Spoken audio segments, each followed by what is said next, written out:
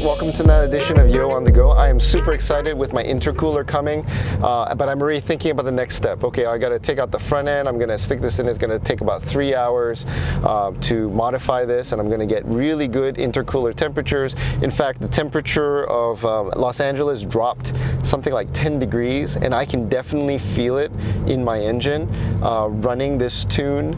It's a lot cleaner. It works it's much smoother as an engine.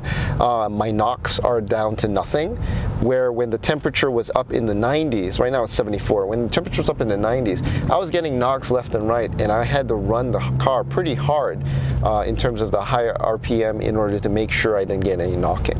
So again, the telemetry has been really good with the Cobb to understand that, to be able to drive better, to modify my driving experience in order to make this easier on the engine at the cost of a small amount of fuel economy, but I think it's worth it as a protection to the long-standing running of the engine. But I'm looking already, how do I cool this even better? Because you're going to have really hot days. So I'm looking at things that have been out there. One is actually intercooler cooling. And you can do it a couple ways. One is by using dry ice. The other is using spraying a water methanol mixture into the intercooler itself on the outside. Or the other way is actually to spray it inside post-turbo, pre-intercooler, in order to cool down the fuel, the air mixture, the charged compressed air mixture. And those are all good things. I consider what's the least minimum viable option. It looks like it's going to be a water sprayer, but then you're looking on the net and trying to find water sprayers. You're going to get a half a gallon right now for all-in-one package. Really inexpensive. Half a gallon doesn't do very much. At a 10 cubic centimeter per second flow rate, you need about 10 gallons to run an hour. Now 10 gallons is 80 pounds of weight that you're going to be putting on the car, and that's not going to improve your performance. It's going to start to hinder that.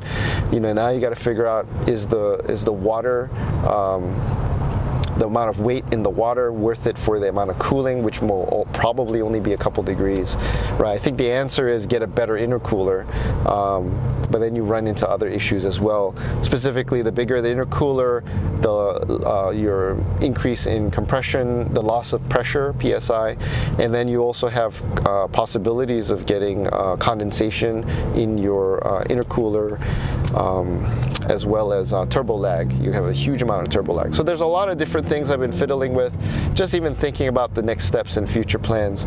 But yeah, there's really no way to skin this cat other than to spend a lot more money on a bigger intercooler, but you get other trades. So I think I've been satisfied with the trade I have right now. We'll put it in and see what kind of performance gains we get out of this vehicle.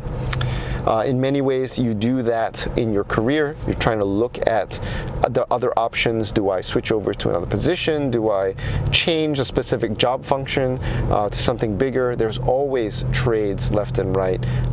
You have to look at the entire holistic package to understand if it's going to work for you. But do so, in a scientific way. First thing we do is always look on the net, right, and see what are other people doing with their intercoolers. Same thing with career. Look around and say, what are other people doing at this stage of my career? And those are things I wish I thought about. I was just plugging along, just trying to think through, finding a few mentors here and there, but not actively searching for other people's lives and their options and their choices. I think that would be something very useful in any stage of the career. Things that I'm doing now at the mid-career level, really looking at the future and saying, what is that truth? What is that end state? And is that really what I want to do, right? Because some really high-paying jobs could be the most boring thing in the world. And some of the most interesting jobs could be the least paying jobs in the world. Is pay important? How much is important? And after a certain point, does it really matter? So these are things that we want to consider, and I hope this was helpful for you. Let's try to figure out how to get a better intercooler and better charge air temperatures for this Mustang. Until next time, bye.